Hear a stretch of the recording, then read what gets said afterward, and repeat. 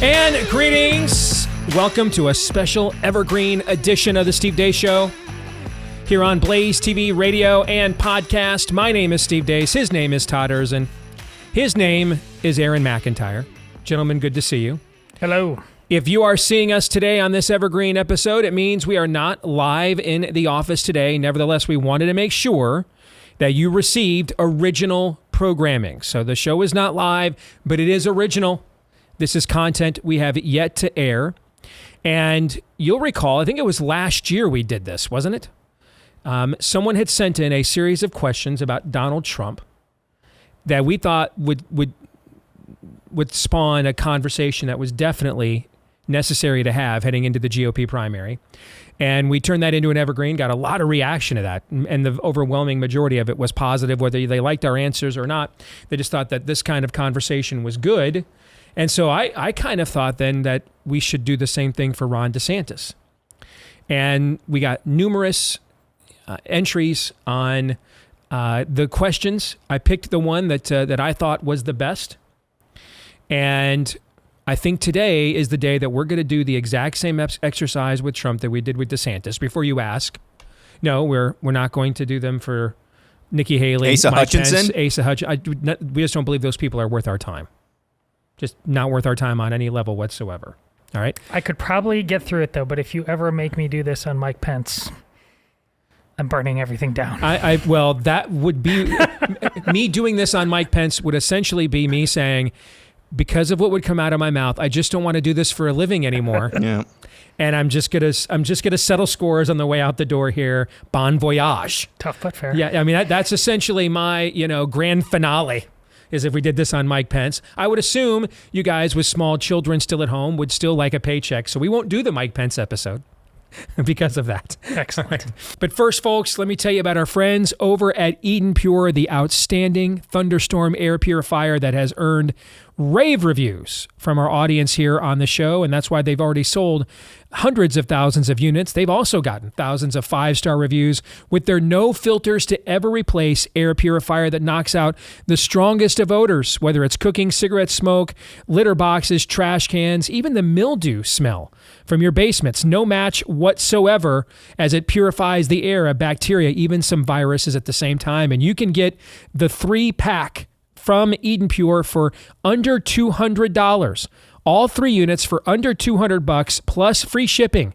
If you go to EdenPureDeals.com and use the promo code Steve, EdenPureDeals.com, discount code Steve, get all 3 units for under $200 plus free shipping at EdenPureDeals.com, and don't forget to use the discount code Steve.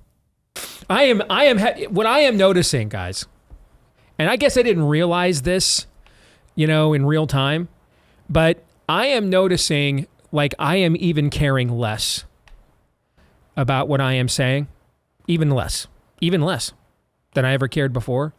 And I'm trying to figure out why that is. And I think it's because I've got one daughter who's out of the house and married. I've got another one who just graduated. She'll probably be married in a year or two, the way she's trending with her long-term boyfriend. Noah is only got a couple years of high school left, and he's at that age that he doesn't care. And I think he'd be like the cool kid in school, like if his dad went out in a blaze of glory for something he really believed in. You know what I'm saying? I think not having small kids, whatever percentage, because let's face it, I never had much of a filter to begin with. I think we all recognize that. But whatever fear filter was there of I gotta manage this, yada yada yada. Whatever was there is evaporating in real time. It's almost not there at all at this point. With all due respect, I don't think that's it. No, what do you think it is? I don't know what it is, but I've got 2 in college and 2 at Des Moines Christian, so I got all, and I don't care either. So okay. I think it's something else with you. Think maybe it's just in reaction to how aggressive the spirit of the age has become? I think it's more likely that. Or is it just that I'm, by the time you watch this, I will either be 50 or thereabouts, and I'm approaching the Gran Torino stage. That too. So a combination of things? Yes. Okay, fair. All right, so here were the ground rules. I want us to do this exactly the way we did this with the Trump show. So everything is fair and all righteousness is fulfilled. All right. I will pose the questions in the order they were given to me. You guys will first decide whether you think the question in and of itself is fair. I believe that's how we did it with Trump, right? Is this That even is a right. fair question? That is what we did. Okay. And then we will proceed to answer it the way, did we do it the way that we thought Trump would answer it? Or the way that, I think that's how we did it, wasn't it? The way that we thought Trump would answer Didn't it. we do both? We did both. Did we do it both ways? Yeah. Okay. All right. Then that's exactly what we'll do How here. many of the questions do you remember did we think were fair? There were, I think there were 13 questions, or 12 questions, because that's about how many I have here. There were 12 or 13. I want to say maybe 4 or 5 we thought were kind of unfair. Yeah, I was saying between but most 3 of them and we 5. thought were fair. Yeah. Okay. All right, you guys Let's ready to roll. go? Let's go. All right, let's get it going. All right, the questions for Ron DeSantis come from John Bauman, Master Sergeant retired. John E. Bauman, first of all, John, thank you for your service, brother. We greatly appreciate you, and we tip the cap, and thank you. All right, so Master Sergeant retired John Bauman is who's responsible for these questions, and I'm guessing, given he's a retired Master Sergeant, John ain't here to mess around. Gonna cut to the quick. Let's cut to the quick. All right, let's get right to it. Question number 1. To what degree do you credit Donald Trump for your success, and what level of loyalty, if any, do you believe you owe him? First and foremost, is that a fair question? Yeah, He's asking absolutely. you? That's the first DeSantis. These are the questions for Ron DeSantis. That's absolutely Okay. a fair Yeah. question. Yeah, especially the first part. To what degree do you owe your success to Donald Trump? There were the margin in Florida against Andrew Gillum would have been a disappointing Saturday at Michigan Stadium. Mm-hmm. So, yeah, I think Donald Trump is definitely responsible for catapulting Ron DeSantis into the governor's mansion in Florida. I don't think there's any question. I don't know what you guys think about that. I don't think there's any question about that. Now, what Ron DeSantis did after that, that is completely those were his talents that he went out and he did something on. Okay, so I would say actually going into the governor's mansion, actually having the chance to do what he's done in Florida, yeah, I'd say that's a credit to Donald Trump. The loyalty question, this is not a cult. This is not even necessarily a family. This is just politics. Do you owe somebody loyalty? No, they're both executives. They were both executives. Donald Trump, the chief executive of the United States, and Ron DeSantis, the chief executive, basically, of Florida, the governor of Florida. Their loyalties should be to us, not the other way around, not to each other. So that part of the question, I don't know if that's necessarily. I guess it's a fair question to ask. I just don't think that it's necessarily. I don't think it's necessarily one that needs to be spent a lot of time on. All right, so Todd, is it a fair question? And I want you to give us what you think DeSantis' answer would be. It might be an unfair question. I think I'll know more once we ask more questions, because I find this odd that this is.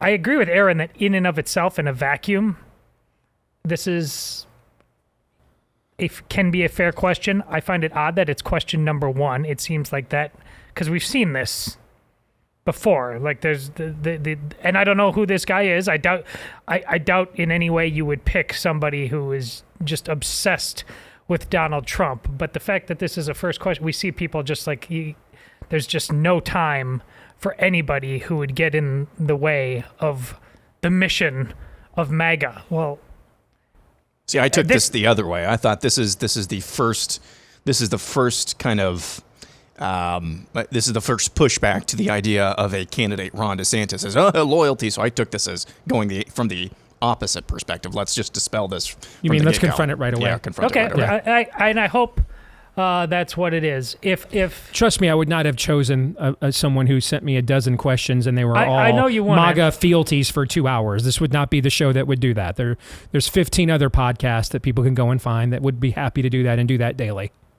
Ron DeSantis would answer, I think, and should answer something like, listen, I praise President Trump when I agree with him, and this is a Steve Deace answer, which is you very much defined not only Donald Trump, but increasingly many politicians in this day and age, which is why you can also wrap your brain around voting for RFK. I'll praise politicians when I agree with them. When they don't, I won't. There's undeniable that it's undeniable that both me and many other politicians benefited from a certain tide that Donald Trump helped create. Beyond that, though, I tell you, based on how I've done my job in Florida, who and what I owe my energy most to, and this is Aaron's point, to you, the people. I like where you guys went with it. How about, I think it's a completely fair question. I do.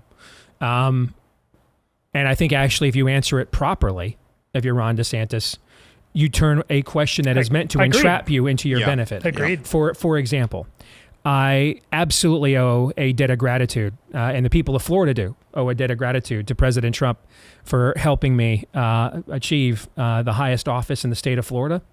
And the people of Florida thanked the president by having him win our state by over 4 points, which in Florida is a presidential route. You can even say that with a smile. In Florida, that's a route, okay? But then ultimately, I had to rise and fall on the merits of what I did with that office. And the proof is in the pudding of what I did in that office. And when the people were then asked to render a referendum on me individually and my record, I won by 20 points. I erased the Democratic Party. The Democratic Party, except for a couple of precincts, largely doesn't exist right now in the state of Florida. It's a non-existent entity. And we did that.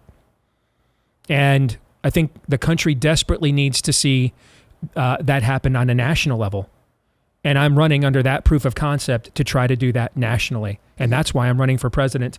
Because in the end, the only people we owe anything to are the people. And that's a truly populist movement. Thoughts?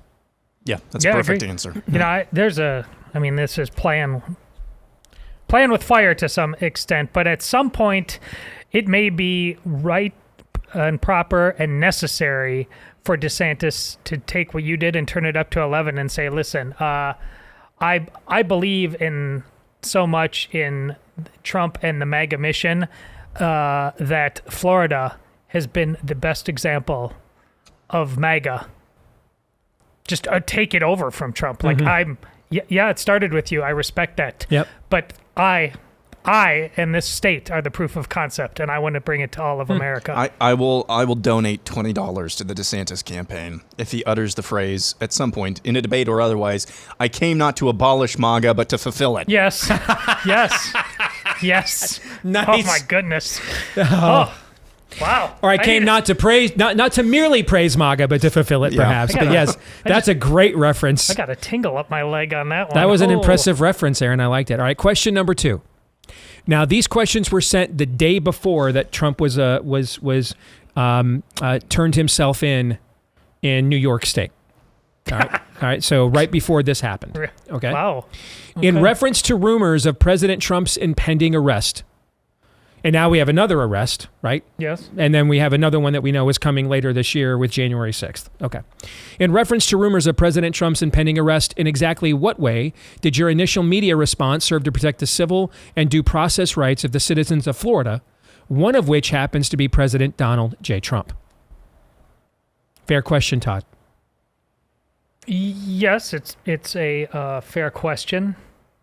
That time is, I know, when you've been most critical of a response or lack thereof. DeSantis' initial response. Yes. Yeah. Yes.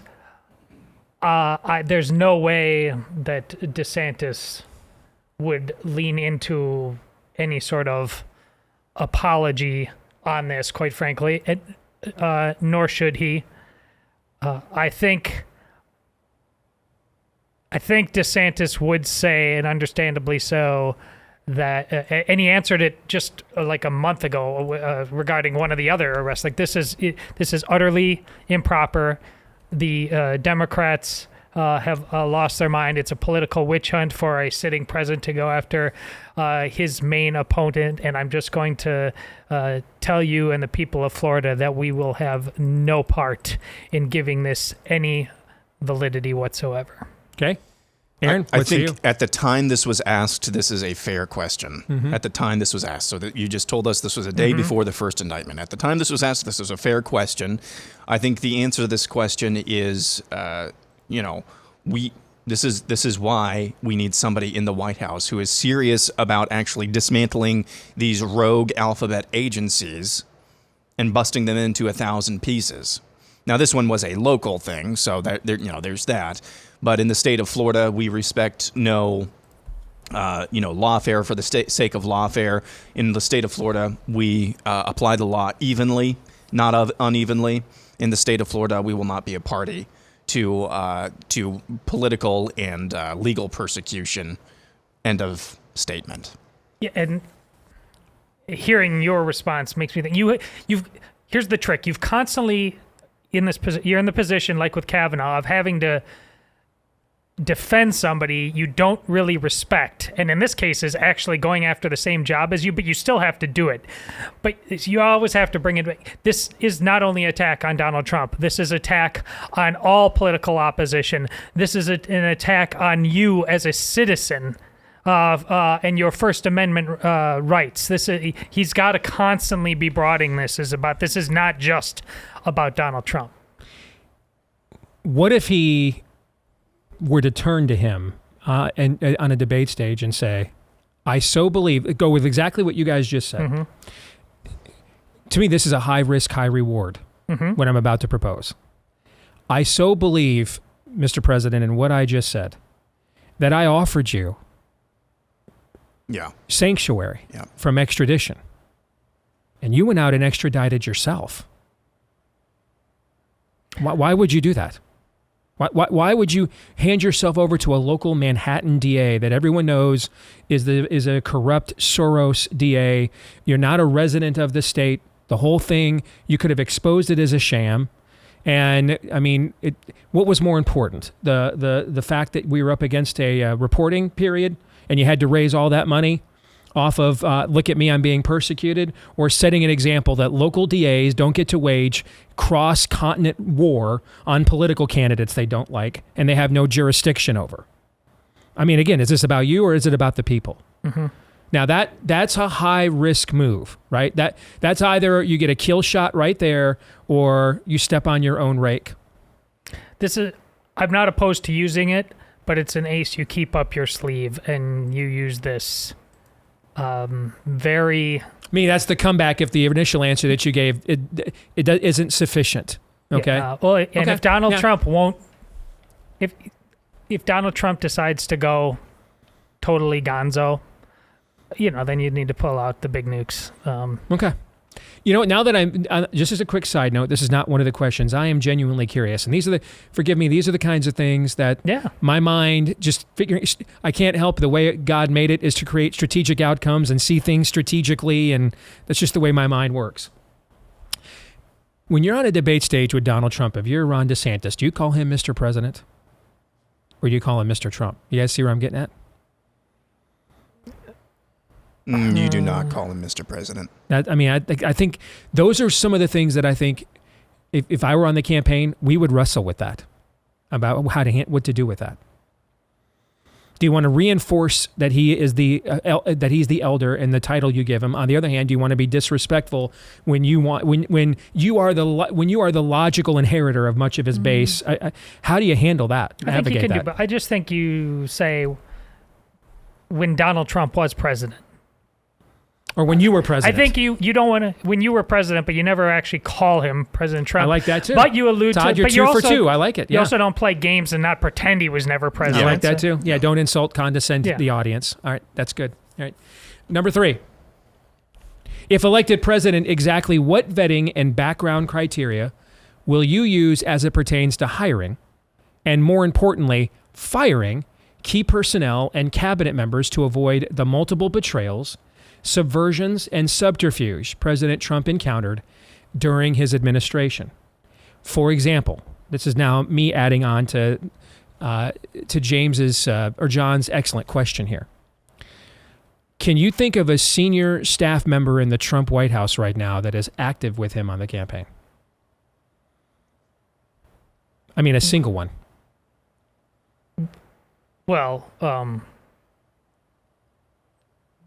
are we counting Grinnell? Who are we? I would not count a guy who's. That's not like a senior. Meaning that Grinnell reported to other members of the cabinet. Okay. I mean, can you think of like he might be the highest one, and he. What was he? The director of the DNI, Department of National Intelligence, right? He would have reported to somebody like Mike Pompeo, for example, at CIA. Okay. So I'm looking this up. His This is a son-in-law? good question. Well, no, they're out. They're out. Kushner's totally out. I know the daughter is. Now I will tell you someone who I respect. They're not always right, but they're right more times than not. Of the chicanery and court of owls within Trump world, someone I respect told me, whose opinion is right more times than not, but isn't perfect, told me that the word on the street is that Kushner's turned rat to the January 6th grand jury. Save his own skin. Mike Pence. He's out. Mike Pompeo, he's out. Stephen Mnuchin, he's out.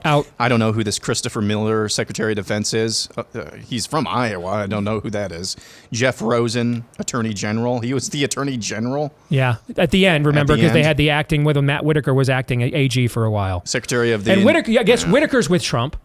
So he was the acting Attorney General. So that would be one. Okay, Whitaker's with Trump. There's one. Alex Azar, probably not. No. Wilbur Ross, probably not. Eugene Scalia. Don't know. Oh no, he has been hammering Trump on it. That's Antonin's kid. Yeah. He has been hammering Trump on his Twitter. Or am I thinking of Christopher Scalia? Maybe I got the Scalias mixed up. But of Virginia, so that would make sense if it was his son. Yeah. Ben Carson. Yeah. Yeah. Okay. Stephen Bradbury. Now we're getting into names we don't even know. I think we made the point. Yeah. I mean, there's a dearth of names. I mean, I know people that worked in the Trump White House that are hoping Trump that love the president but think he's just cannot run a functional White House. And just are hoping that he doesn't call them because they feel like they'll have to say yes and they just don't want to go through that again. This is why this is not only an eminently fair question, this is perhaps the most essential of all questions. And you say simply, what I will do is what I have done. And you just go down and you point out who you've hired and their success rate in terms of firing. You point out the one that comes to mind, right? Who that was that guy, and he was a attorney of some kind, and he just flat out fired the guy, and the guy appealed. Do you remember the? Yes, in Florida. Yeah. He's on his third appeal. Okay. The guy's appealed this in the courts three times at the time we're taping this, and he's lost all three. So you have a track record of firing people and it being held up. The quality hires. I mean, start off with your spokesperson. Christina Pushaw is the best messaging operative I've ever seen in the Republican Party. And you say that we are, and this does not, he said, listen, I am resolved. You actually give credit. You spread it around. Listen, I am resolved as one man to do everything I can on behalf of the people. But I could not do this on my own. Donald Trump showed he could not do it on his own. He failed to surround himself with the right people. This is where you just flat out, unapologetically distinguish yourself. Look at what we've done and who I've done it with. If you want to do these things, I will find these people and we will do it together. Yeah. Email on the wall. This is the fairest question of them all. Nice. I think the way he would answer it, he would actually get into worldview of sorts. Maybe not the way that we would on this show, but he would just say something along the lines of, at the end of the day, I have to surround myself with people who understand the threat that that we're facing, who truly understand the threat that we face, and who want to win and win and win some more. And that's who I've surrounded myself with. People who are in this for the mission, not in this for the title or position, something like that. Before we go there, though, don't forget about our friends over at Jase Medical. Remember the Jase case? We introduced that to you last year in response to the, shall we call it, emergency. That they suddenly decided, well, we don't want to use venerable drugs that might help you when you need them the most because we're trying to kill you after all. I'm sorry, did I say that out loud? Yes, I did. So Jase stepped in to give you the Jase case of venerable antibiotics that you never know might end up on the banned list the next time we need them the most. And now they're stepping up once again to make sure you can back up your existing prescriptions to make sure they don't become the new ivermectin. All right. Go to jasemedical.com, JASE. Get a 12-month backup of your medications, everything from cholesterol, heart medication, even mental health, and more. Jasemedical.com, JASE. Use the promo code DACE at checkout for a discount. Promo code DACE at checkout for a discount when you go to jasemedical.com. That's jasemedical.com. Let me add, just from my... Boy, as the years go on, I guess I can now use the word extensive experience in politics. The culture around you as a candidate is always a tough word, always. Can't think of a single exception. The culture around you as a candidate will always be the culture around you once you get into public office. Always. Why? Because who's the determiner of that culture? The candidate is. And who's the constant? Mm-hmm. People come and go, right? But who's the constant there? The candidate is. So whatever culture surrounded you as a candidate, and did we see chaotic culture around Trump? Revolving doors of who was in and who was out as candidate Trump? You bet we did. What did we see in his governance? And I think this is where a lot of the ideas that Trump smashed all these paradigms. No, he didn't. He just smashed a lot of norms because he both attracts chaos and creates chaos. I think he believes he thrives in it. And I think there's a lot of evidence to suggest that that is true. Okay. And so you can, like I thrive in confrontation, for example. And because of that, I tend to find ways to create confrontations. I don't have to, just because I'm comfortable there, and I can create collateral damage and self-fulfilling prophecies and self-inflicted wounds if I let that go too far. Similarly, he does thrive in chaos. He has survived scandals, divorces, bankruptcies, things that would break almost any other normal man. Okay, he has risen from the ashes like a phoenix 27 times through these things, and you have to give him man to man. Does the dude code? You got to give him a hell of a lot of props for that. Okay. And so I think sometimes where you thrive, you can try to maybe create the environment where you feel comfortable. But understand, most people aren't comfortable in confrontation, and so I have to be mindful of that when I hire people and stuff like that around me. Are they going to be comfortable in that? Because if I try to force them into an environment that they're not comfortable in, that's not going to work, right? Most people aren't comfortable in chaos. Hard to have a managerial... You can have a managerial style of chaos when you are running your own singular empire and everything bears your name. And everybody has to go to you for a final answer to make anything happen. You see what I'm saying? Mm-hmm. Like the idea that Trump's business experience was going to translate to the White House, I never believed that. Because he didn't run a corporation with shareholders and people and layers of bureaucracy that he himself was accountable to as a CEO. He ran an empire. He was king. There was just Trump. And he determined who was in the court and who was out.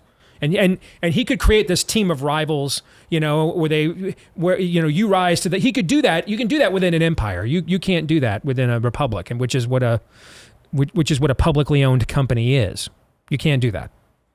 You actually all need to be stabilized and on the same message. And you're better off actually being consistent on the wrong message than having three people be right about what the right message is and then doing their own thing with it. And that's why we saw chaos when he was in the White House. You can't run that as an empire. And there are layers, and that's why you saw one of the reasons you saw all the leaks. There are layers of bureaucracy. Dude, I don't have to listen to you. I've known this Washington Post reporter since before, anybody knew the hell you were or took you seriously. I'll just nuke you right here with one phone call and call him on his cell, right? You see what I'm saying? That when you're part of the Trump empire, he will end you for that. You will be ended for that. But when you're running a republic, you've got to get everybody on the same sheet.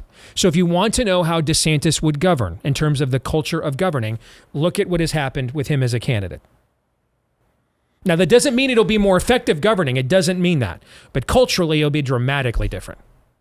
Because you see that, how he runs his campaign. There's not leaks coming out of that campaign. Everything's buttoned. If anything, it's too damn buttoned down. If anything, it's too tied. It's too tied up. It's too buttoned up to the point people are like, chill, relax a little bit. Can we just meet a guy named Ron? Okay. I mean, that's what you would get. That's what you saw with his governance.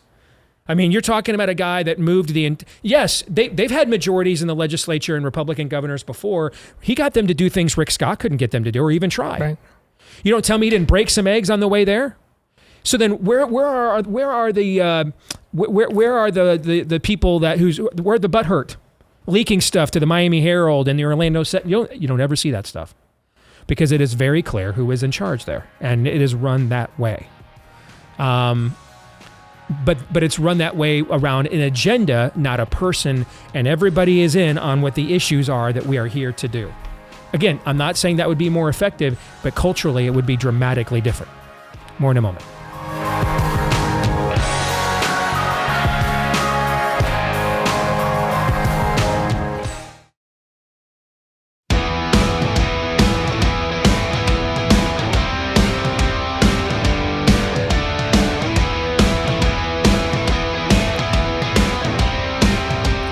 Back here on the Steve Deace Show, special Evergreen edition. If you are listening to us today, we are not live, but we are new.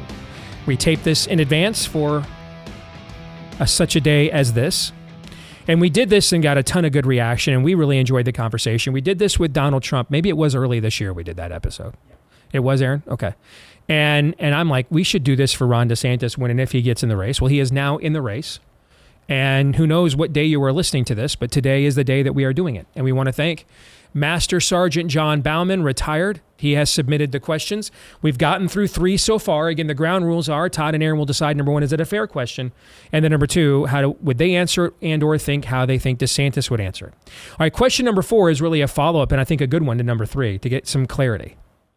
Question 4, related to question 3, exactly what safeguards will you put in place to ensure discipline, integrity, loyal, and fidelity of all members of the executive branch to your administration's vision and mission? Now that reads like a question written by a master sergeant, all right, in a military outfit. Okay, fair question or not, Aaron? This is a fair question as well. So we're 4 for 4 in my estimation on fair questions. My answer to this, and I think DeSantis would give something similar, is basically saying, I understand we're dealing with human beings here. I understand what we're getting into with the swamp. I was there for X number of years, and I just tested it. There will be somebody who tries to make a mess of things eventually. It is very important early on I lay markers down and make examples of people who try to sink the ship that we're building right now. And that would be my answer. That's how you ensure loyalty, fidelity to the cause, is by making an example of those who do not. Todd? Well, this is a way, if you choose to, because you can crush Donald Trump. You don't have to take this route, but it's certainly more entertaining. This is one I say you lean into and say, hey, this is the time you used 2 words, Donald Trump, that you made famous on a game show, but desperately needed to use more often in the White House. You're fired. My safeguard is that you're either in or you're out. I'm not going to give you a bunch of bullet points on this one. It is the 11th hour. We have serious work to do. I have no time for games. All right, before we discuss that, though, you never know how much harder we might let's go Brandon around here. All right. Remember, it was just a couple of years ago, man, that we were fighting each other for toilet paper at Costco like it was a PlayStation 5 at Christmas time. All right. So you never know when the next time it hits, it might be with the food supply, especially with wildfires, droughts. Who knows? They could use that for all kinds of excuses. Why? We're just short on food now, too. Don't let that happen to you. Get prepared with our friends over at My Patriot Supply. Get their emergency food kit. That is breakfast, lunch, dinner, even drinks and snacks, the full complement of the 2,000 plus calories that you and everyone in your household needs every single day. All right. No skimping on these delicious meals at preparewithdace.com. All right. Don't skip the special $30 savings available this week only as well. Preparewithdace.com is where you want to go. Again, that's preparewithdace.com. I think it's a fair question if we rephrase one part. Of all members of the executive branch, that's something like 300,000 employees, if I remember right. Mm-hmm. Okay? Or 30,000. It's some obscene number. I think that's just not possible. Okay? I mean, to slay that level of Leviathan. Yeah. The question is of key members, team leaders, within the administration. Can you... The problem wasn't that Donald Trump could not control the entire executive branch. The problem was that Trump hired people like Steve Mnuchin, who would not, on his behalf, wield that power within his own department. And so you get leaks. You see what I'm saying? That's the issue is, you know, again, it's a Republican form of government. So it's representation on top of representation on top of representation. There's layers here of a chain of command. And so would you have the right people in there to keep discipline, unit discipline, to use probably a terminology maybe John would feel comfortable with, and then enforce that unit discipline when it's defied. But you just mentioned a conversation that DeSantis has with his people behind the scenes. Don't say anything like that out loud. Like, you know, it's big and it's cumbersome, and you know sometimes things are going to happen. Agree. You simply say, you can try, but you will be found and you will be fired. I mean, just like this is how things will work. Hard part about playing chicken, I guess, is knowing when to flinch. Let's find out. You know, that's the attitude you have to present on this. The questions that have been asked so far are challenging, but I think they are actually in the wheelhouse of the current, at the time we are taping this, the current strength of DeSantis as a candidate. His ability to pivot back to Florida and say, essentially what we've proven in Florida is you mess around and find out. Yeah. Yes. That you know what I'm saying? I mean, and lots of people have found out, and they didn't like the answer they found, but we gave them that answer nevertheless. There's more challenging. To me, the larger challenge for the DeSantis campaign right now is now projecting a vision into the future of what that looks like, that is easily accessible for people and inspires people. Okay, you want to know one of the reasons why Trump kept saying all the time, "We're going to build a wall and Mexico's going to pay for it," because people cheered it. Yeah. And so if they had not cheered it, how many more times would he have said that? Very few. He would have come up with another tagline of pithy tagline, easy to, you know, we're going to make America great again. If they had not cheered that, what would he have done? Come up with something else. Okay. And I think that's the one thing that DeSantis has not yet done as a candidate. Again, at the time we're taping this, which is on June 24th, 2023. At the time or June 25th, 2023. At the time we're taping this, he has yet to capture the imagination of the public. But all the questions that are being asked so far are in the wheelhouse of what his campaign is currently based on, which is the success of what he has done in Florida. And he can, when he wants to talk about beyond personnel, but to relate them to issues in just one seamless garment. Like, what does the border, what does transgenderism, what does COVID, what do all of these have in common? There were never any consequences. Why would anybody stop bad behavior if there's no consequences? Let people believe there is going to be a new sheriff in town. There will be arrests. And see, this is the challenge, though, of winning the primary over the general. Because in the primary, you're up against somebody who is a master vision caster and a mediocre at best manager and implementer. You are a master manager and implementer.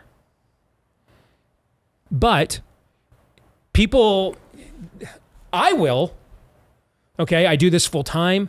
I got into this for issues. I'm all about policy outcomes, okay? So I would put, if a candidate's slogan was, I am ruthlessly efficient in installing your worldview, I would put that sign in my yard, okay? How many people would put that sign in their yard? Not many. Not many. All right, and so now a lot of people will put American Revival, Make America Great Again, you know, Forward, Chicken in Every Pot. Ask not what your country can do for you, what you can do for your country. You see what I'm saying? New Deal. Okay.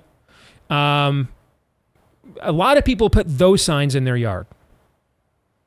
And I think that's the challenge at the time that we're taping this, that the DeSantis can't. And I don't have an immediate suggestion because I don't think it's a simple thing to, and I don't think you can like just trot something out either and not have it be good and then keep trying. You know what I'm saying? Like I think when you finally cast your vision, you put a ring on it. Like you can't cast a vision it falls flat like in a few weeks, you go nowhere, and then you're like, you come back. Because now you look like you're kind of rudderless. You know what I'm saying? So I would rather be late throwing a vision out there. And we had the same problem on the Cruz campaign. Okay? Now, in some respects, this is even more of a problem in the DeSantis campaign because he does have a record that Cruz never had. And so the temptation to pivot back to that as your constant answer, you know, when it's your golden ticket, I totally understand that. But at some point, you do have to give people a vision. What is the vision? Okay? What is it? You know? And I think that's the one thing that the DeSantis campaign I don't think has forecast yet. What's the vision moving forward? What is it? Is that fair? Yeah. Okay. Question 5. Name the top 5 absolutely non-negotiable judicial characteristics you will use to vet all judicial appointments to include SCOTUS. By the way, can I go back to the last point because I didn't close the loop on that real quick? The reason why it's harder, it's not just because you're up against a master vision caster in the primary, but in the general, people will kind of assume of the vision of both sides once they put the name Republican or Democrat on it. You see what I'm saying? Even if you're not good at communicating a vision, they'll just kind of assume, well, you're the Republican, you're for small government, you're law and order, you're the Democrat, you're for, helping people and pro-choice. You see what I'm saying? Some of that vision will be assumed when we get into the broader electorate. Mm-hmm. But in the primary, you have got to cast that vision now to capture the imagination, especially up against a master vision caster. I didn't close the loop on that. All right, so back to this question. Name the top 5 absolutely non-negotiable judicial characteristics you will use to vet all judicial appointments to include SCOTUS. Like, to me, if I'm Ron, this is a question Ron DeSantis would just sit here like, Steve Rogers. I can do this all day. Like, this is the stuff he got into this to answer. These are the kinds of questions, Ron, that Donald Trump had no answer for.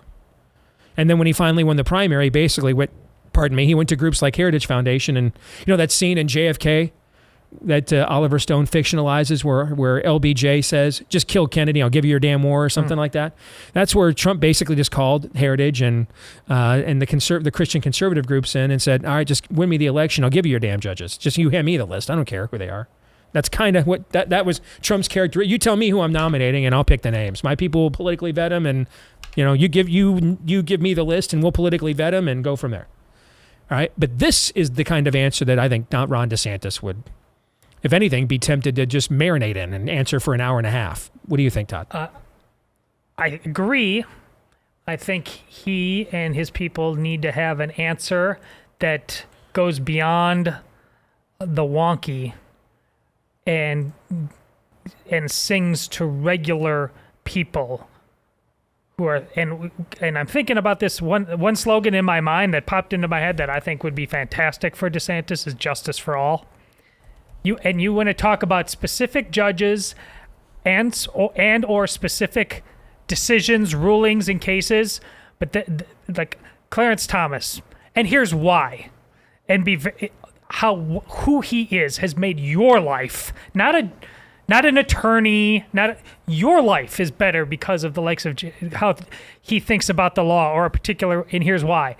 Scalia, do the same thing. To pick a ruling that is prevalent in the news that is affecting a lot of people that the judges may have had no decision in, but here in Iowa, school choice, things like that.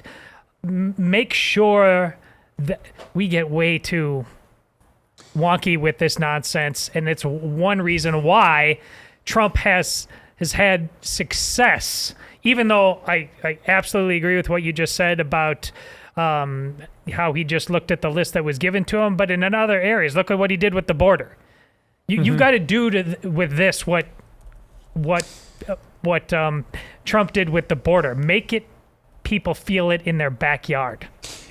Yes, and that's exactly where I was going to go with this. You could say something along the lines of, as states all across this country have seen what we're doing in Florida and attempt to mirror that in their own backyards. You're seeing judicial activism creep in, even from some of Trump's own justices. Just a few weeks ago, Trump appointed justice attempted to overturn the Indiana law that banned, I think, women from competing on men from competing on women's sports teams, something like that. And then I think you have to say one of the qualifications is that justices don't listen to their law professors, don't listen to all the junk that they've been fed in their school, but make sure that they always, always, always defer to the will of the people, something like that. Mm-hmm. Okay. We agree. Number 6, exactly what will you do to push back on and eliminate the criminalization of anyone's open and public political opinion? I think this is probably specifically referencing social media, where most of those opinions get expressed these days. Aaron, I'll let you take this one first. Another fair question. Absolutely fair. And these are all, again, so we're almost halfway through this list. Mm-hmm. These are all, I think, questions, again, in DeSantis' wheelhouse, in the entire campaign's wheelhouse. Pivot to the law that he signed that says basically, I think it's the law that individuals can sue social media companies in Florida. Yep. You just say, hey, we've already addressed this. We're going to do this on the national scale. Digital media is now the town square. If you mess with people's freedom of speech online, you're messing with their God-given rights. We are going to uphold the law. We are going to protect yours. I think this is a pretty easy one. This is easier to address, I think, than the judge's question. This is interesting because I think this is trickier. I think this is high risk, high reward, because this speaks to what do you do in terms of honoring free speech, honoring the God-given rights in the Constitution, when that is not only accepted but flat out rejected by your opponents these days. They don't plan on following the Constitution. They constantly hold you to that standard while ignoring it themselves, and they have a media who accepts those terms and accentuates them. So it's not good enough to simply say we will defend the First Amendment and give everybody their say. In this day and age, you've got to say, you know what? Free speech. You have to give a republic, if you can keep it, a moral and religious people, and no other answer on this for this really to sing. You've got to tell people, listen, you know who doesn't have a right to speech, and I'm never going to give it to them? The teachers who are grooming our children in their schools. They're demanding that I offer them free speech. They're making those arguments. They're not going to get it. This is right versus wrong. This is good versus evil.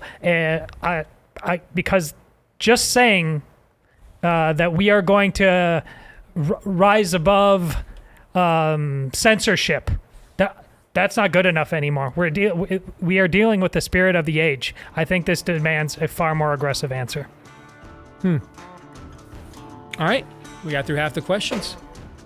The other half coming your way here. Hour 2 of this special evergreen episode. Your chance to give Ron DeSantis a job interview for arguably the most important job in the world will continue next.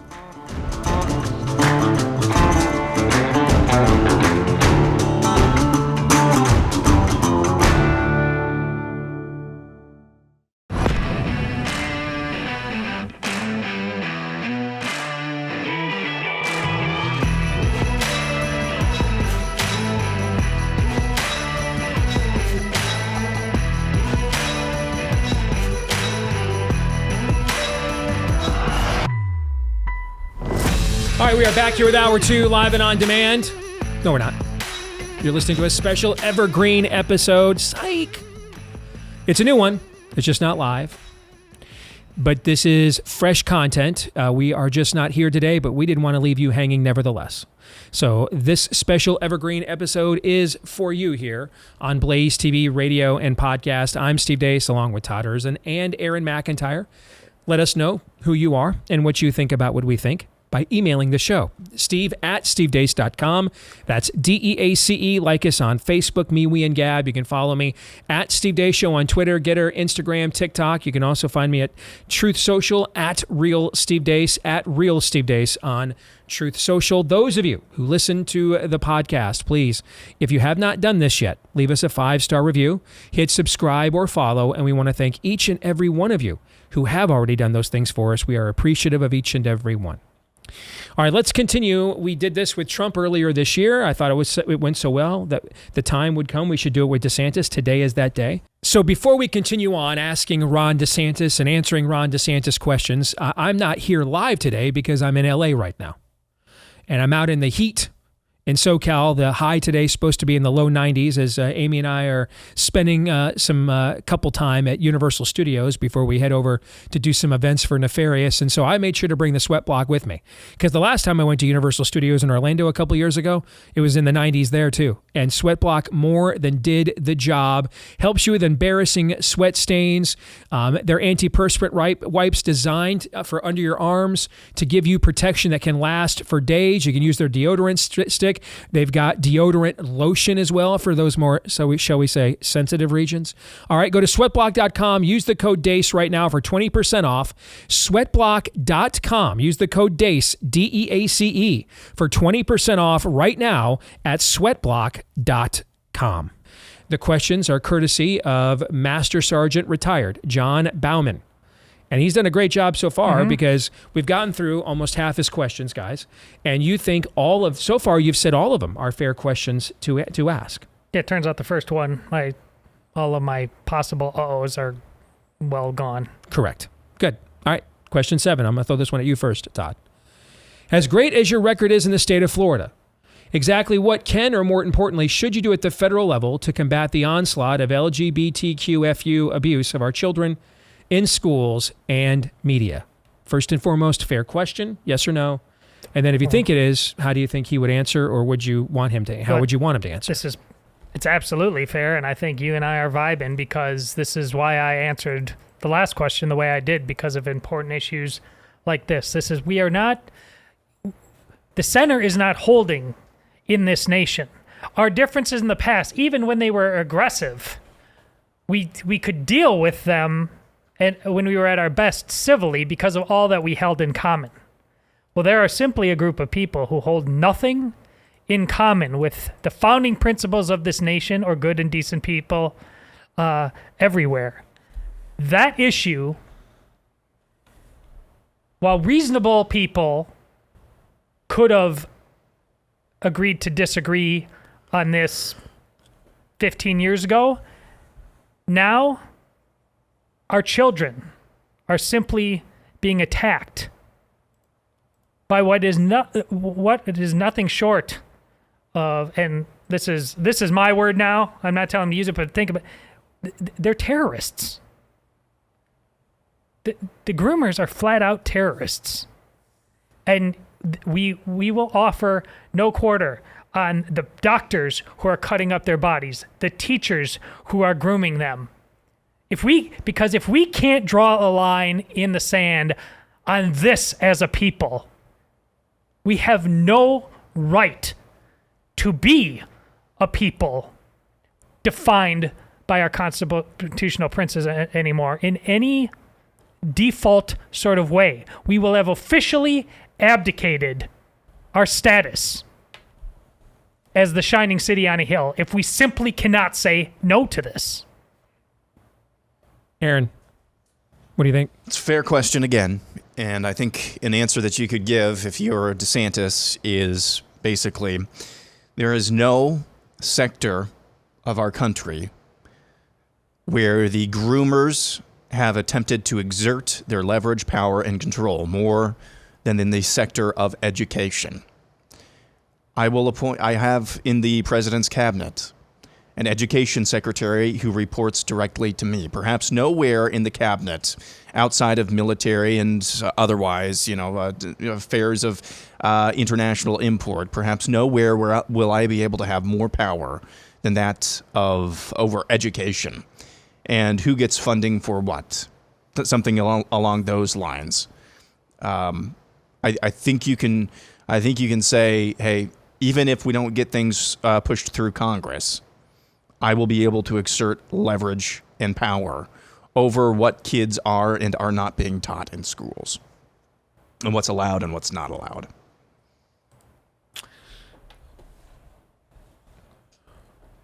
Maybe you guys said this and I missed it, but if I'm repeating it, then I think it's a point so important it risks being repeated. Remember the testimony the other day? I can't remember what member of Congress was talking to. Was it HHS for the regime? Oh yes. And again, we're taping this on June 25th. So who depending on what day you eventually will see this. So the other day could be months ago, but and he kept trying to pin him down. Will you take school lunch funding away from schools and districts that won't castrate the kids? And eventually he said, yeah. Right. That power needs to be wielded the other way. Yes. Mm-hmm. I mean, I was just asked, in fact, this is a good place to, I think, insert this conversation. As we were recording this on June 25th, I was asked the following question by Daryl Wyatt.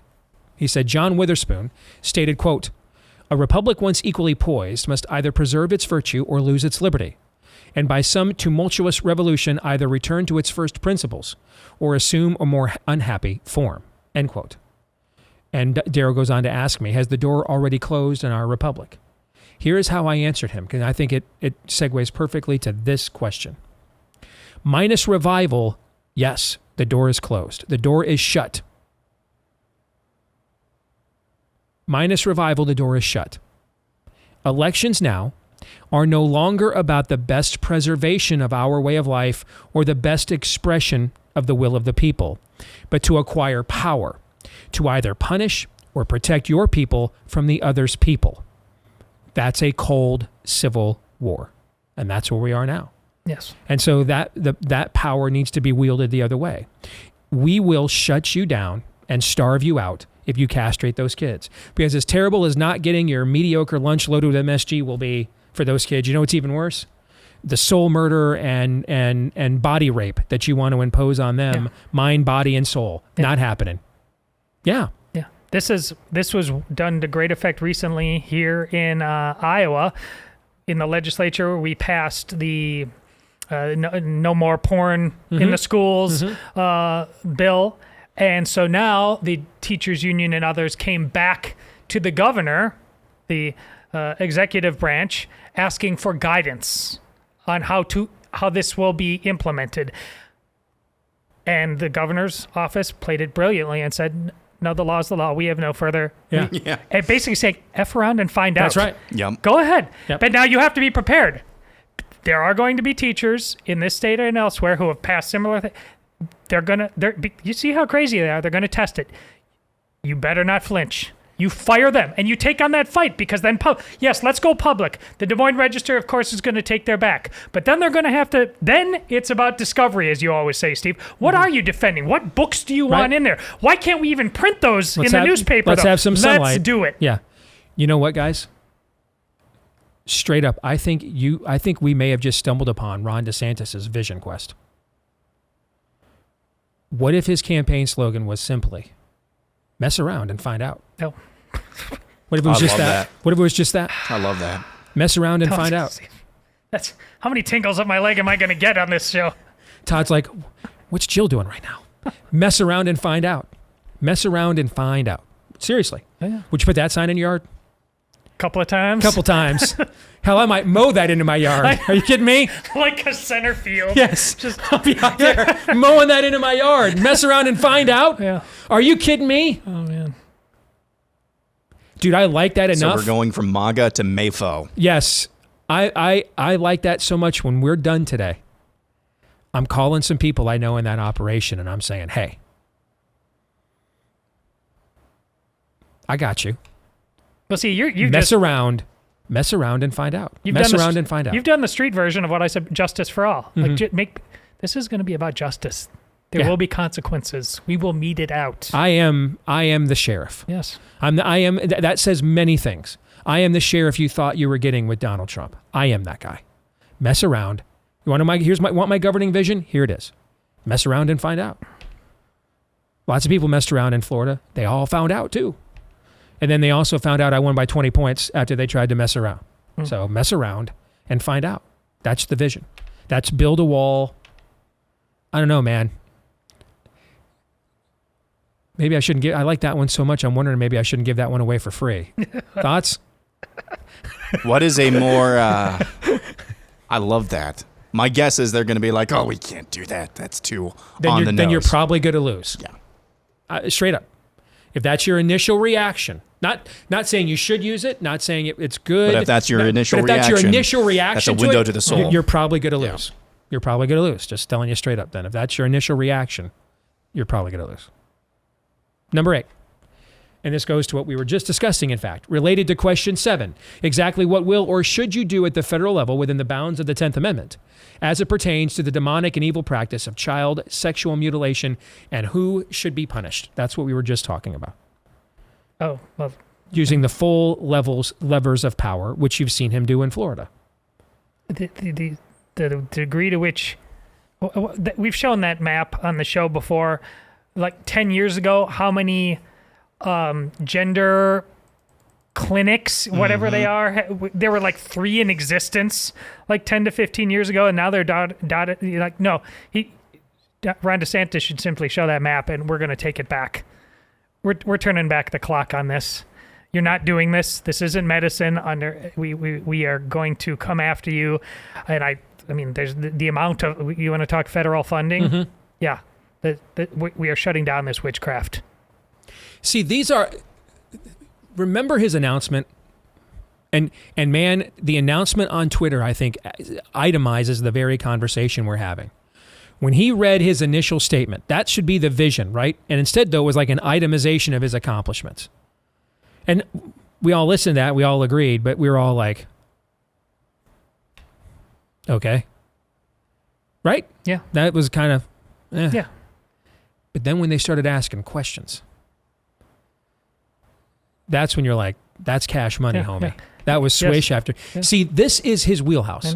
Put me in a long-form conversation where I am your proof of concept. You have to project nothing with, this is why I get mad at so many of you.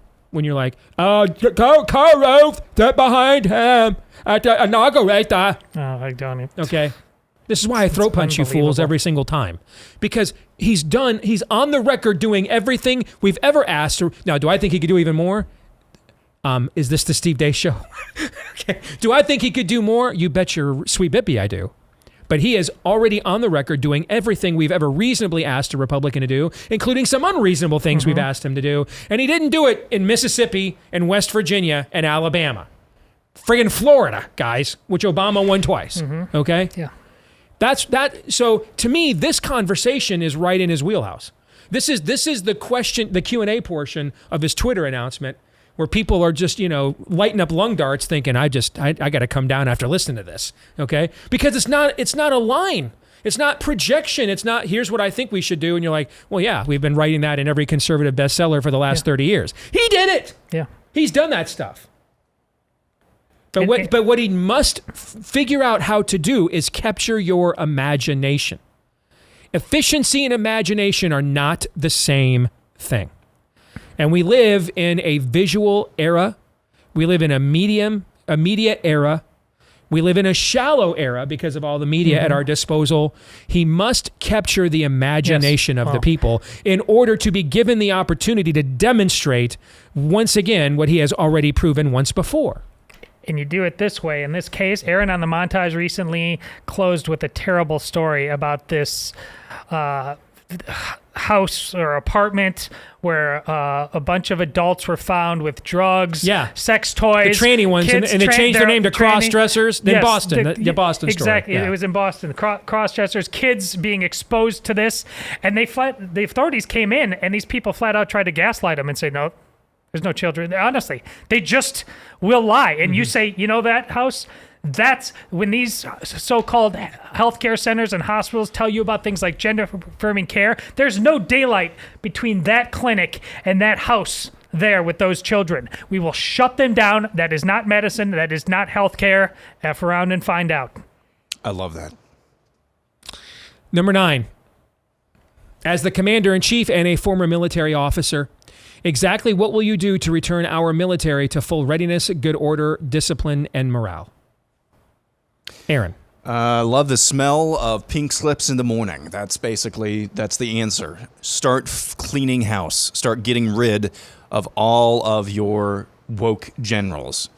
I am the anti-Obama here. I am the anti-Obama. I'm going to rebuild. I'm going to do the right thing to the military, what Obama did the wrong way to the military. That is something under my direct purview, and it starts day one. I'm going to start weeding out, asking for all of these generals' resignations. If they don't give it to me, they're fired, and I will start appointing American-loving soldiers, warriors who actually care about winning wars, fighting, and destroying enemies, rather than a diversity quota in their basic training. Yeah, on some of them, the F around and find out is going to have, it's just going to be a challenge. But you've got to set the tone somewhere right out of the gate. You're not going to wait. You start with the military.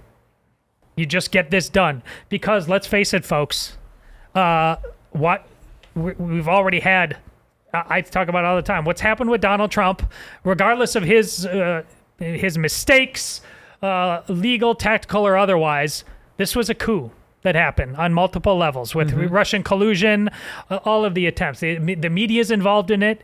It's been a soft coup. But let's not give the military attempt at a hard coup. And there's all kinds of people in there wouldn't even blink when given up the opportunity. You need to get rid of them immediately and set the tone for every other avenue of your government. All right. Question, I can't add to what you guys just said. And to some of these questions, I can't add much because his record on these things, again, is so defined. Not statements, not, speeches, record. His statement on his record on these things is so defined that so he's never been commander-in-chief before, but we're just essentially asking him in this area to apply what we've seen him do in every other avenue, but apply it to one that he actually has firsthand experience and extensive knowledge of, being a soldier and an officer, a naval officer himself. All right, so I don't. Once you guys are done, the answers are you guys. There's not much left to discuss because everything's so well defined where he is concerned. That's why I keep going back to the vision question. Which is why I cannot wait, because you may have a stroke. Your mailbox, when this finally runs from Trump cult, is going to be filled up. Yep. You think so? Filled up. All right, well, let's get to the end if we have time, and I want to double back and ask you why. And then I have one more. What you just said. And I have another question to ask you as well. Okay. Both of you. Number 10, related to question number 9. Again, I love the Master Sergeant is going to follow up. Yeah. Yeah. Right? Exactly. What will you do to purge the wokeness and LGBTQ agenda from the upper and lower echelons of leadership in both the officer and the enlisted corps? Same answer as before. Same answer as before. Fundamentally, Barack Obama was the most effective president, maybe in American history outside of George Washington. Effective does not mean good. Effective does not mean just. He was effective in one area that I think we took for granted and didn't really see happening in real time because, he got Osama bin Laden. We were still droning the Middle East, just bombing the Middle East while Obama was president, was the march through the institution that is the military that he effectively did. And now you've got James Mad Dog Mattis. James Mad Dog Mattis. Oh, that sounds really badass. Yeah, I don't think we're going to do a trainee ban in the military. That's an indication of just what Barack Obama did. So you need to undo that. And boy, howdy, if there's still one area, one institution that still has a lot of people who agree with you and I, who are a lot like you and I, it's the military. So don't tell me that there aren't people there who would be ready and willing to take on leadership positions, ready and willing to fill whatever vacancies you need. I think that's one area that could happen, change very fast. Todd. You have to say something along the lines of, and having heard firsthand from. We're all agreeing this is a fair question. Oh, though. yes. Okay. All right. Yeah. My daughter's boyfriend. We thought all of them are Yeah. fair so far. Okay. My daughter's boyfriend, who recently became a Marine. You are stripped down of your individuality when you enter the military in boot camp, regardless of who, gay, straight, Southerner, Midwestern boy. What? Don't care. We're turning you into a stone cold killing machine. All of your little merit badges that you got before this, immaterial. So we're going to be a military, not the Rainbow Scouts? Yeah. Yes. Do you want to be part of what the military actually is? Because the military in this very dangerous world has no time, has zero time to be anything other than a stone cold killing machine. That's it. That's good. Also, every day in the month of June, while I'm president, we're going to be holding a rainbow flag burning ceremony on the South Lawn every morning at like 7 a.m., something like that. I'd be good with that, too. I don't anticipate he'll say that, but I would approve of that message myself. Number 11, 2 questions left. Exactly how, other than sending illegals to Martha's Vineyard, which should continue on an industrial scale? Those are his words, not mine, but I like them. Will you? That's where one the mask kind of came off a little bit on Master Sergeant there. Yeah. Will you solve both the border disaster specifically and immigration policy? How will you solve the border disaster specifically and immigration policy generally? Aaron, I'll let you take this. Oh, no, you took the last one first. Todd, go ahead. This is... A lot of tentacles here. Yes, this is tricky. I'm reminded of the fantastic scene here in Iowa during a previous caucus cycle. I believe it was up at Lake Okoboji when our former Congressman Steve King was sitting there with Rand Paul having breakfast, and one of the Dreamers came up, a young a Mexican woman, I believe, and came up and started asking Steve King question. Will you deport me? Will you deport me? Yeah. Things like that, and you just see Rand Paul Grab his tray, get up, grab walk his away. tray, walk off silently. I had forgotten about that. That was Because a great moment. Yeah. You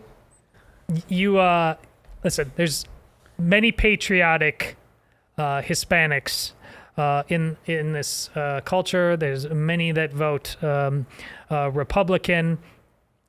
But the simple fact of the matter is, while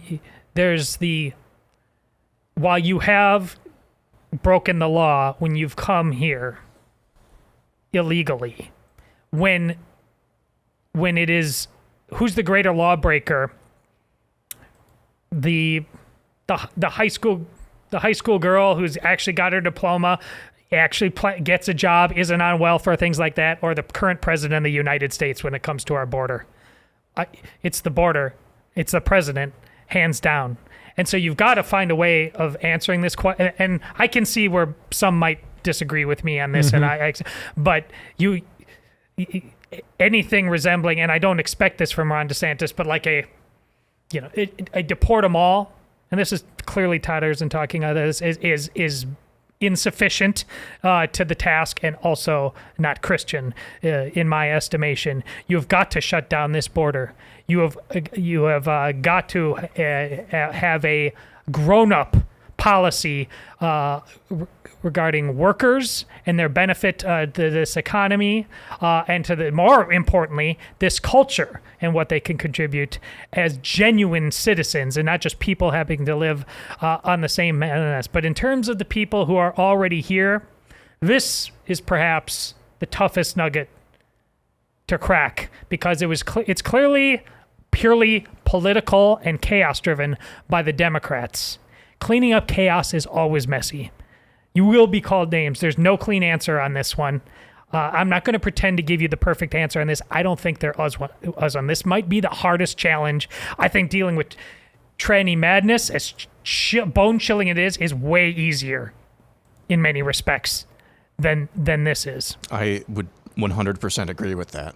because there are several tentacles to this. This is the Democrat great replacement theory. There's Republican cheap labor or menial labor. There is the problem of our birth rate in our country and what that entails. This touches so many issues in ways that I kind of knew that 5, 6, 7 years ago, but it's becoming patently obvious. So threading that needle, I think the answer is simple.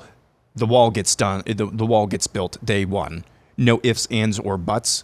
The buck stops here. We are building a wall. And then after that, we can go after the cartels. It's a difficult task, but we can go after the cartels. Mexico be damned. Come at me, bro. Whatever the Mexican president's name is. And then we're going to start addressing real problems that have really continued the immigration crisis. Real problems economically, real problems within the family, real problems that all touch this issue. Again, that's a difficult needle to thread all of those issues into one, but I think your answer is wall gets built day one. Or on Cinco de Mayo, you can just eat a taco bowl. Yes. There's that. That's an option. And it worked. I know. Yeah. That guy won. That worked. One of the greatest days ever. I'd forgotten about that too. All right, final question. I'm just going to read it exactly how it's written. The last one is easy, multiple choice, and as a bonus, there is no wrong answer. Exactly how do you plan to hold accountable every politician, doctor, lawyer, healthcare administrator, media executive, pharmaceutical executive, and social media influencer responsible for the death and destruction caused by their role in the COVID scam? A, firing squad.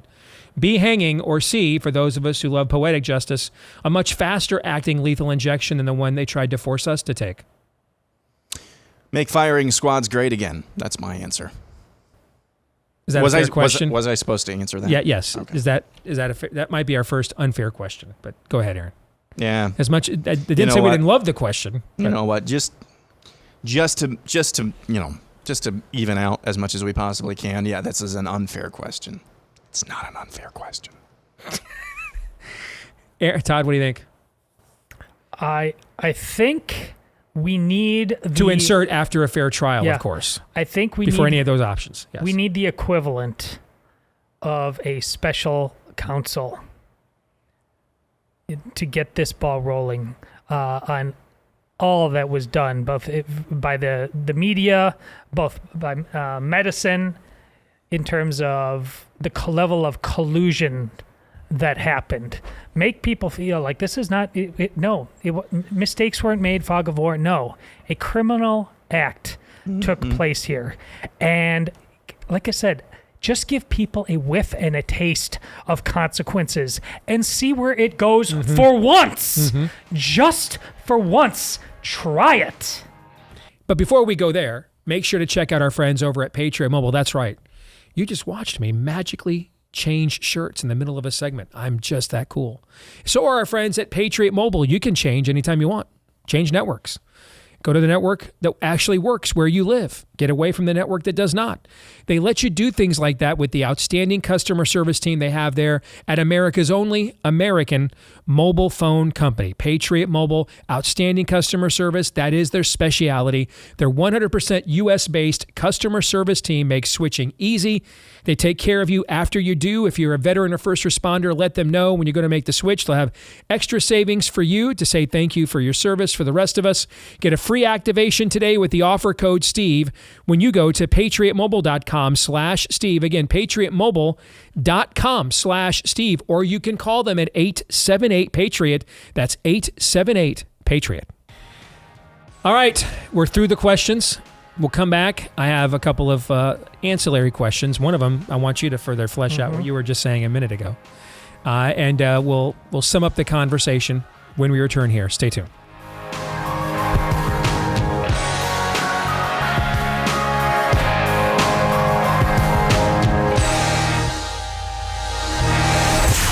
The Steve Deace Show.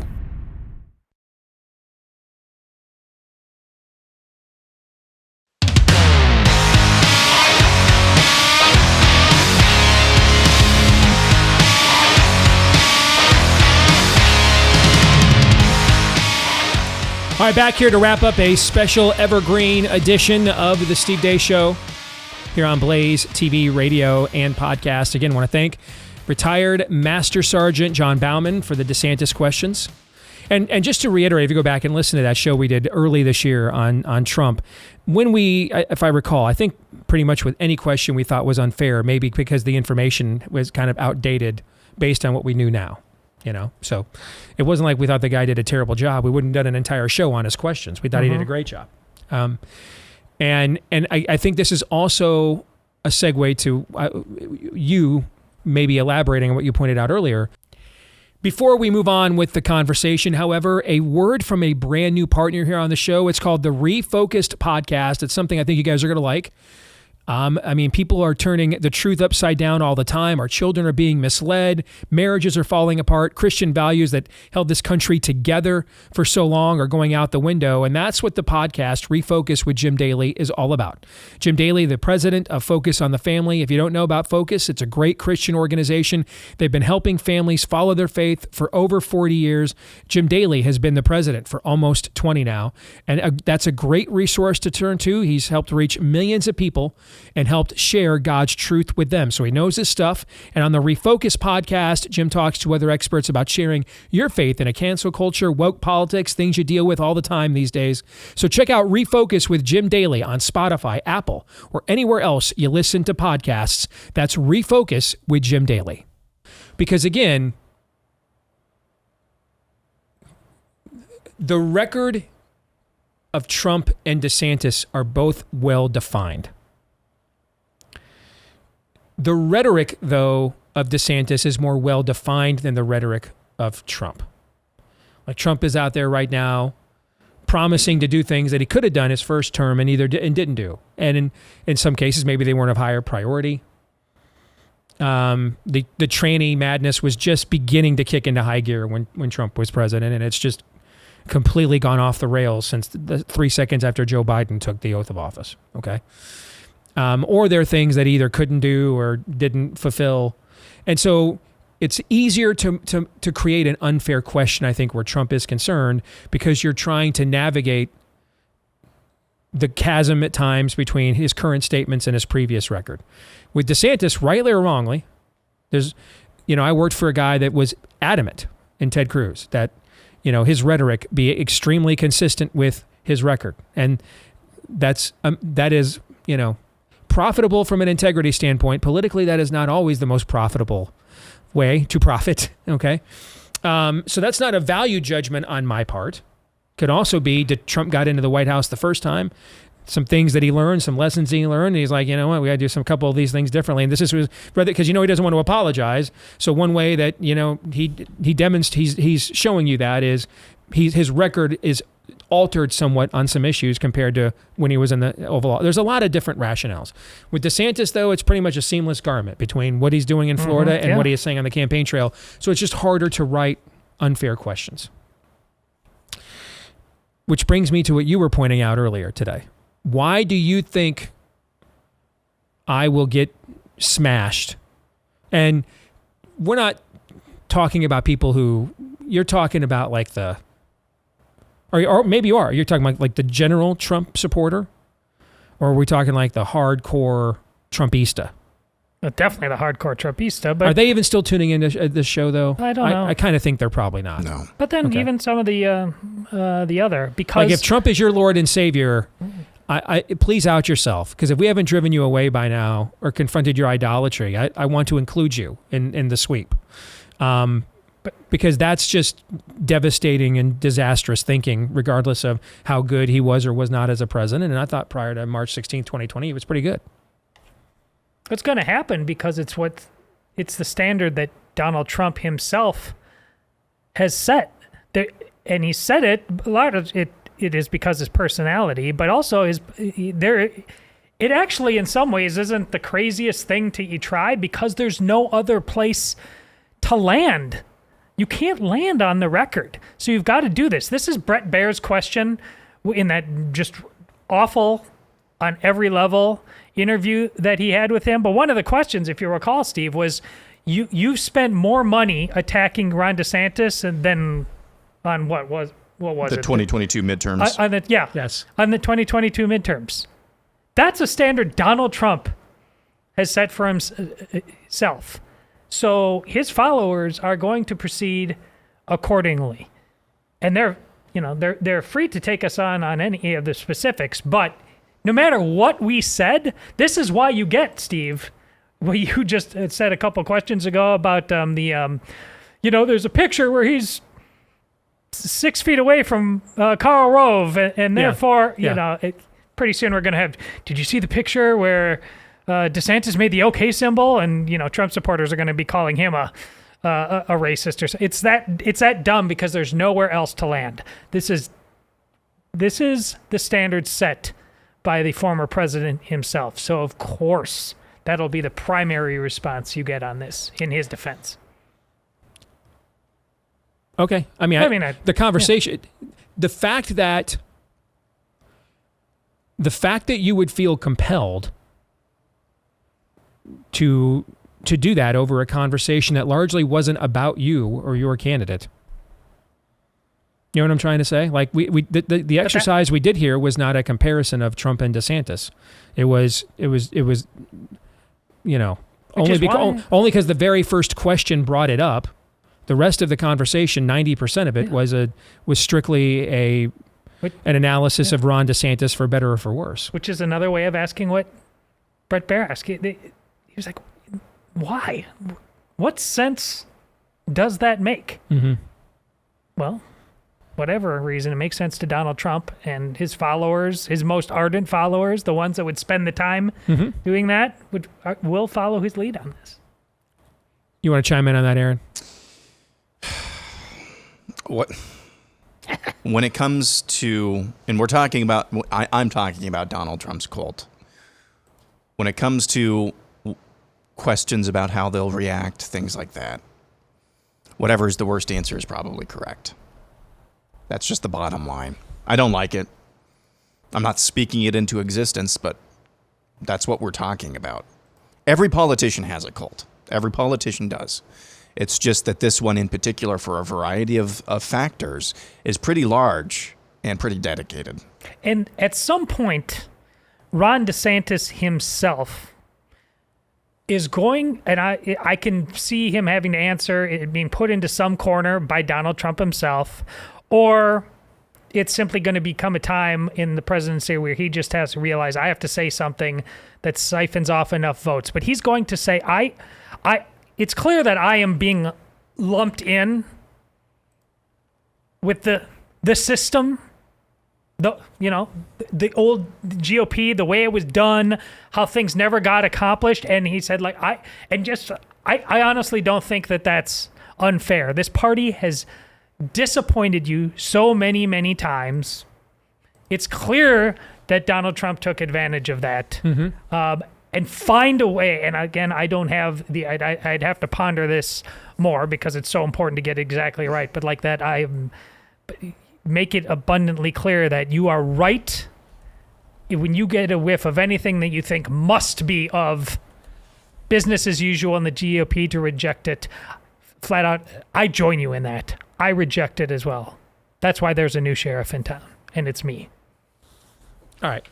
Here's the follow-up question I wanted to ask you guys all along. So now's the time. Should we do one of these for Bobby Kennedy? I'm not as familiar with him, although it might be a good exercise for all of us to get more familiar with him. But I'm familiar enough with Donald Trump and Ron DeSantis that I can put myself in their shoes to some degree. I can't say that for RFK Jr.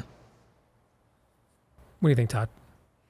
Well, we've only tangentially hit on the things that in any other candidate would be the absolute red flags and almost certainly mean they would vote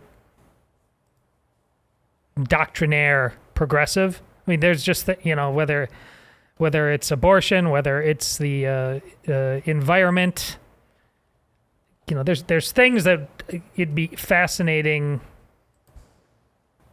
to pull on a little deeper. It'd be an interesting exercise. I mean, honestly, that would be less about Kennedy himself, really. Now that it may be the perfect candidate to to exemplify why question and answer sessions like this are so important, not just to judge the candidate in particular, but to judge our particular ability to truly be objective, to truly put to the test what our closed-hand priorities and what our open-hand priorities are. Maybe he's the perfect candidate. I don't know. What do you think, Aaron? Oh, you already chimed in on this. You're not sure. Here's where I am with RFK Jr. The issue of baby killing, I get that the life issue entails a lot more than that, and I totally agree with that. My pause with him is that baby killing, child sacrifice, is always, always, always, always, always going to be a window into the soul. What I feel like with RFK Jr. is that you're gambling that his personal vendetta against the deep state and the medical establishment outweighs that obvious character flaw. And it is a character flaw if you believe baby killing is justified. That's my fear with him. Early signs on his response on the issue of abortion is basically like the lay of the land by the repeal of Roe v. Wade has been set. Do what you will in your states. He's actually basically said like it's less in my hands or any other president's hands than it's ever been. I have my personal opinion on this is exactly what you think it would be, but he says like now it's up for you as a citizen within your own state. I'm paraphrasing, but he's basically said something like that, which is like it's not this is an issue that is further outside of our presidential politics than it has been since 1972. At the very least, would we all agree that doing this exercise around RFK Jr., even if we decide not to do it, would be a much more worthwhile use of our time than doing it around any of the rest of the Republican field? For sure. For sure. What does that say then? Says that they're worthless, less than worthless in terms of any of the things that we talk about of import. They're less than worthless. And I'm not talking about their souls, but in terms of a political figure, they're less than worthless. I'm guessing you agree with that? Yeah, but it's also simultaneously, when you drill down on it, what we've already said on the show, it's impossible that he will become the nominee. Oh, I think I think they would kill him. I said that the other day on the show. Yeah, I think he thinks that. I mean, he's openly even talked about it. RFK Jr. on an open ballot against Nikki Haley, Mike Pence, Tim Scott, Chris Christie. Am I forgetting anybody?